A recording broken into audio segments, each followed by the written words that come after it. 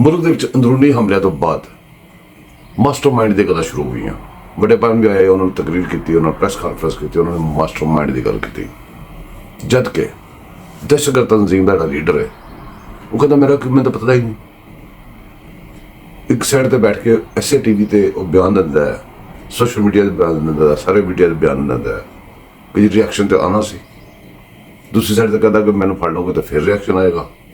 ਤੀਸਰੀ ਸਾਈਡ ਤੇ ਕਹਿੰਦਾ ਮੈਂ ਤਾਂ ਕੁਛ ਕੀਤਾ ਹੀ ਨਹੀਂ।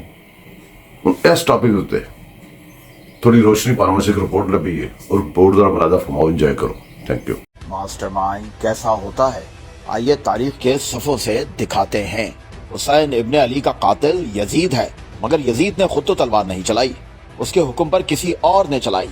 ट्विन टावर्स पर हमले का असल मुजरिम उसामा बिन लादेन था, मगर जो जहाज टकराए वो तो कोई और उड़ा रहा था, क्योंकि हुक्म उसामा बिन लादेन का था। गुजरात के मुसलमानों का कातिल मोदी है, पर गोली उसने तो नहीं चलाई, उसके हुक्म पर उसके लोगों ने ये कत्ल किए। लाखों यहूदियों का कातिल हिटलर है, मगर उसने खुद तो एक शख्स का भी कत्ल नहीं किया, उसके हुक्म पर उसकी फौजों ने ये सब किया। जापानियों को एटम बम मारकर कत्ल करने का जिम्मेदार अमेरिकी सदर हैरी ट्रूमैन है, मगर उसने खुद तो कोई बम नहीं गिराया, उसकी फौज ने गिराया। कैपिटल हिल पर हमले का जिम्मेदार डोनाल्ड ट्रंप करार पाया, मगर वो खुद तो वहां मौजूद नहीं था, उसके लोगों ने उसके हुक्म पर हमला किया।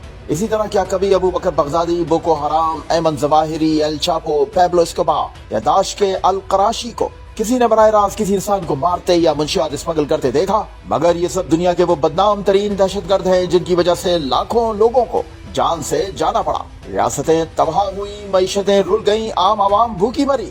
आज तारीख के सफ़ों पर ये लोग अपने घिनौने जुराइम की वजह से बदतरीन अल्फाज में याद किए जाते हैं, क्योंकि ये आम अवाम और ताकत को अपने नापाक अजाइम की तकमील के लिए इस्तेमाल करते रहे, उनके जहनों में जहर भरते रहे, सच को झूठ और झूठ को सच बनाकर दिखाते रहे। लोग लाखों गुमराह हुए और इन्हें ही अपना रहनुमा समझ बैठे, मगर वक्त ने साबित किया इनमें से कोई भी बेहतरी के लिए नहीं बल्कि बदतरी के लिए अपने अजाइम आगे बढ़ा रहा था। ऐसा ही एक मास्टरमाइंड साइनाई 9 मई के पीछे छुपा बैठा है, जिसे आवाम की अक्सरियत अब पहचान चुकी है और जल्द वो भी इंसाफ के कटहरे में खड़ा होगा। मजलूमियत के सारे कार्ड्स रियासत पर किए गए उसके मजालिम और साजिशों के सामने शर्मिंदा हो चुके हैं, और अब वक्त है इंसाफ का, और तहरीक भी ऐसे ही इंसाफ की चल रही है। पाकिस्तान जिंदाबाद।